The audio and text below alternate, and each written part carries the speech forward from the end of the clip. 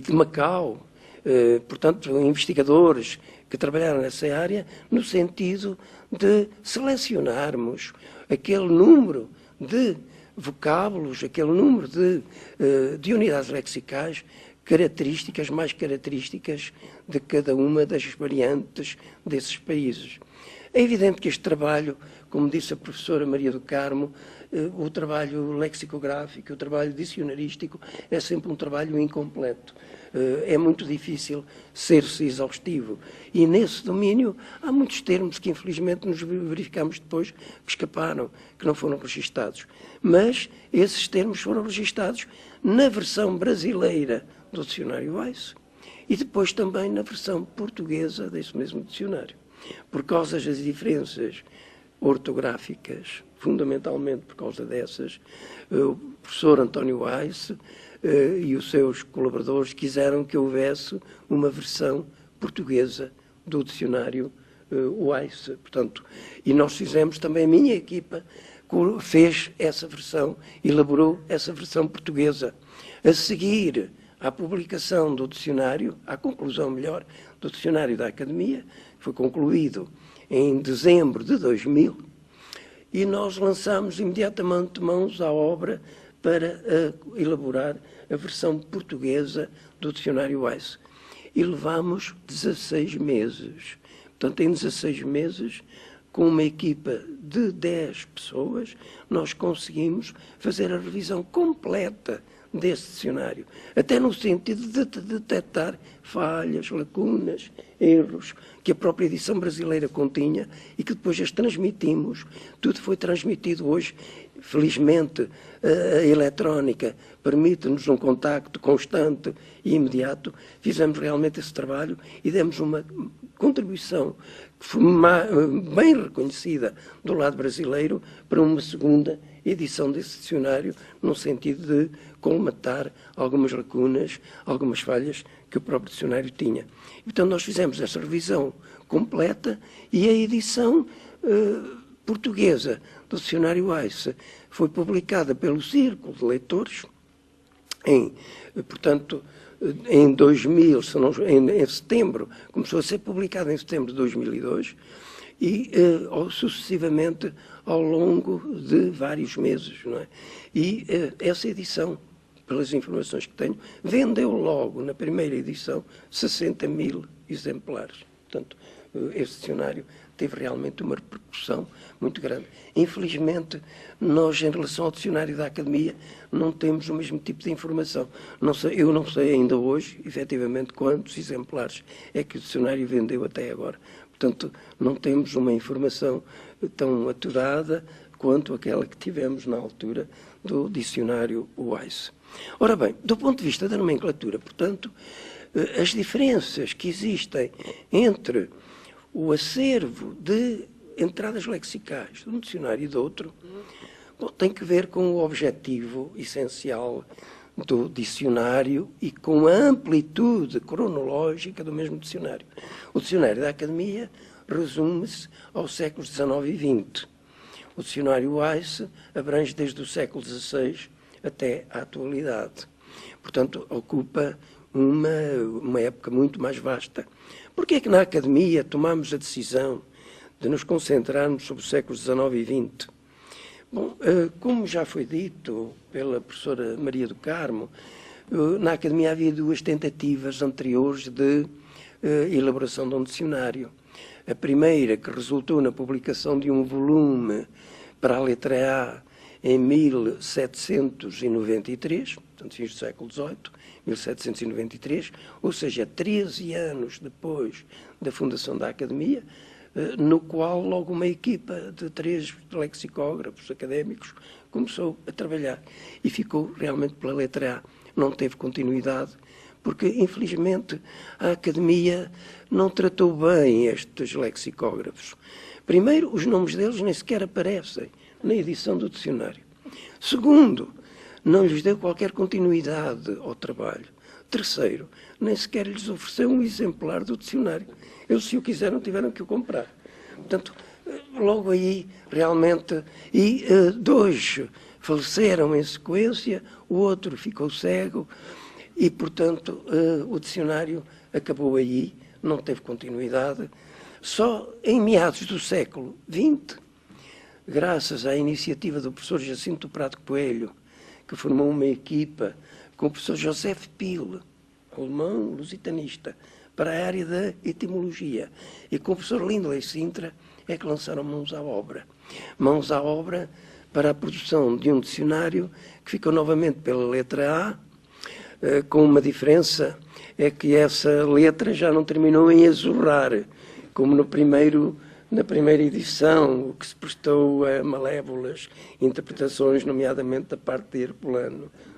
Mas eu consegui descobrir uma palavra que ia para além dessa, e que era azul-verde. E então lá está, na capa do dicionário, A azul-verde, que designava uma ave de Timor. Reparem que esse volume saiu em 1976, no fim do Império, com a queda do Império, de modo que até essa última palavra pode ser um símbolo, não é? Relativamente ao termo do Império político, porque o Império da língua, creio que ele está vivo e bem vivo, não é? Portanto, aquilo que era o Quinto Império, na perspectiva de Vieira, depois de Pessoa, que retomou essa ideia. Pode ser um império da língua, não é? Império sem imperador, não é? A língua será realmente o imperador. Ora bem, portanto, essas iniciativas, duas delas, fracassaram. Portanto, em 1976, o professor Jacinto Prado Coelho quis fundar um seminário de lexicografia na Academia e pediu o apoio do Ministério da Educação, onde estava um académico de quem dependia realmente a aprovação daquela ideia. E esse académico, por razões políticas, disse-lhe que não. Era de um outro partido, relativamente ao professor Jacinto Prado Coelho, disse-lhe que não. E o dicionário morreu por aí em 1976.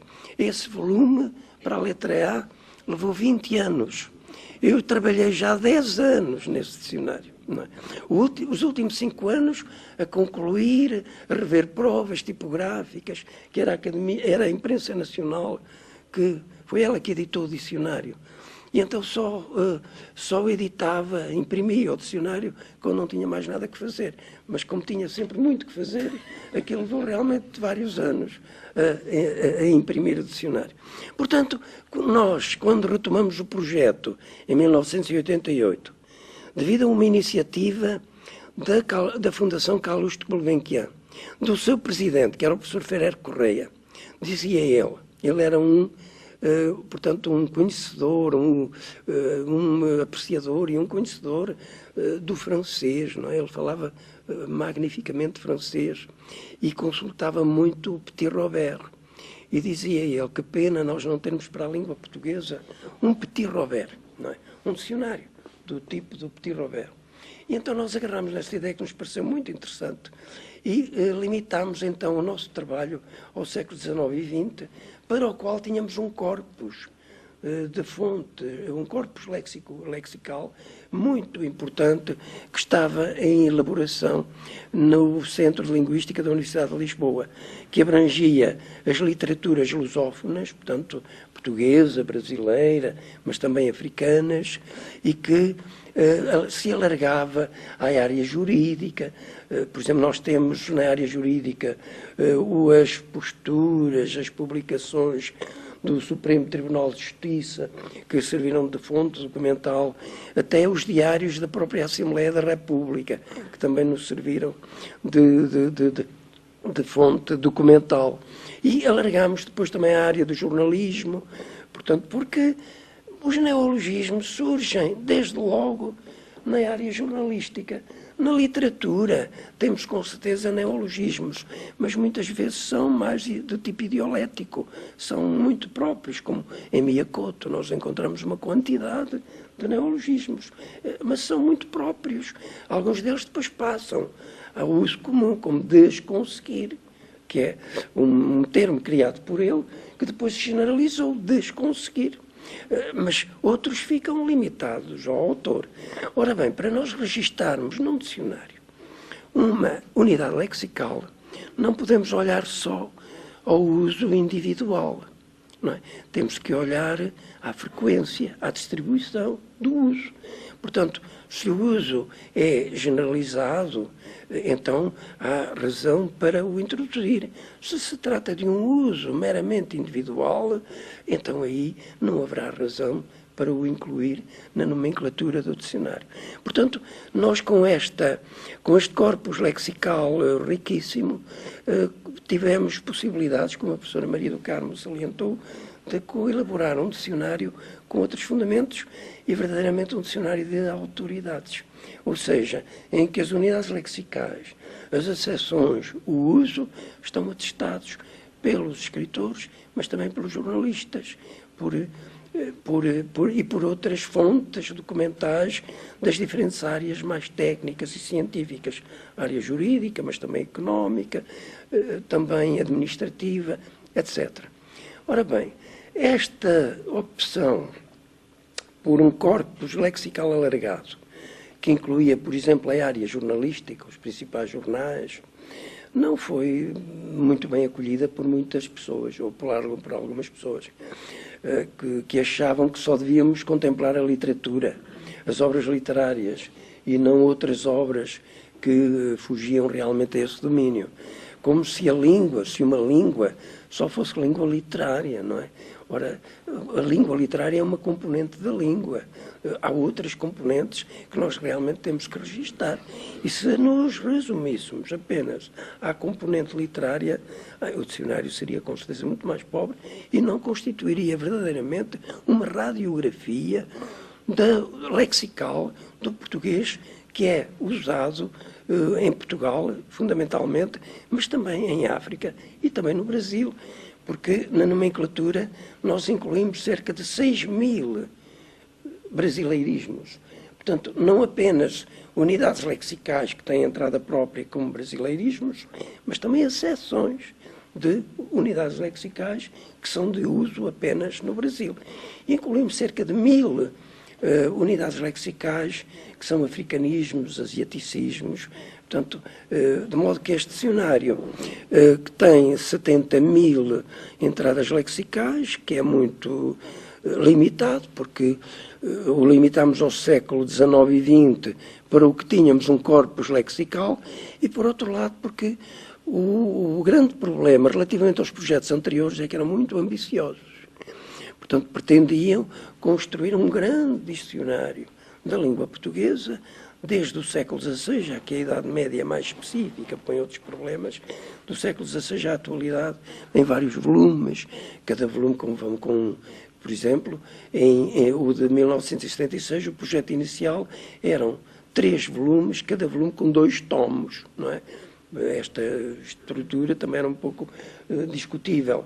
Ora bem, ficou-se no primeiro tomo do primeiro volume, que saiu como primeiro volume.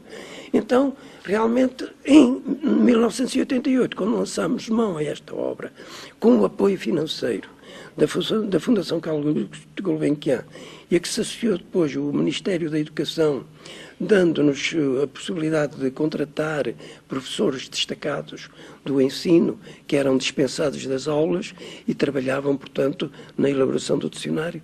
Nós concebemos o dicionário da Academia como uma trilogia, portanto, em três grandes dicionários. O dicionário da língua portuguesa contemporânea, séculos XIX e XX, e depois o dicionário da língua portuguesa medieval, séculos XII a XV, e esse está em curso, não é? E, por outro lado, o dicionário do português clássico, ou moderno, podemos ainda ver qual será a designação mais adequada, que abrangeria os séculos XVI, XVII e XVIII. E, portanto, em vez de um grande dicionário em vários volumes, que levaria uma eternidade, com certeza, a fazer, e eu, pessoalmente, nem nenhum dos colaboradores tinha direito à eternidade, por esse motivo, não é? Nós optamos, portanto, pelos séculos XIX e XX. Ora bem, do ponto de vista da nomenclatura, o dicionário Acer é muito mais amplo, porque abrange 218.000 entradas do século XVI à atualidade, E, portanto, por exemplo, no domínio técnico e científico, é muito mais rico, não é verdade? Como não podia deixar de ser. E depois há aí uma grande quantidade de vocabulário que é próprio do Brasil. Portanto, se nós pensarmos na riqueza imensa da fauna e da flora